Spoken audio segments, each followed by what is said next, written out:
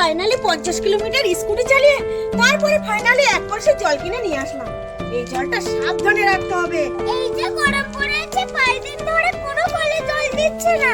এখন চলতে থাকলে কতদিন এইভাবে বেঁচে থাকবো? এরকমই একটানা জল খেয়ে খেয়ে জল পিপাসা মেটাতে হচ্ছে। এটা কি হলো? যেটুকুনি জল ছিল সেটা পড়ে গেল।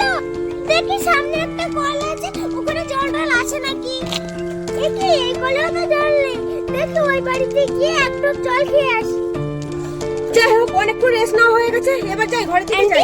আন্টি পিপাসায় গলাটা শুকিয়ে যাচ্ছে, আমাকে এক বোতল জল দাও না। এখন আমার আবার 10 কিলোমিটার হাঁটতে হবে। এই কাকা, আমি কি করব? আমিও 50 কিলোমিটার স্কুটি চালিয়ে তারপর এক কলসি জল নিয়ে এসেছি। যা এখান দিয়ে ভাগ, যা। আন্টি যারা জল নিয়ে হিংসা করে তারা কিন্তু শেষ জীবনে জল পায় না। এই ছেলে আমাকে অভিশাপ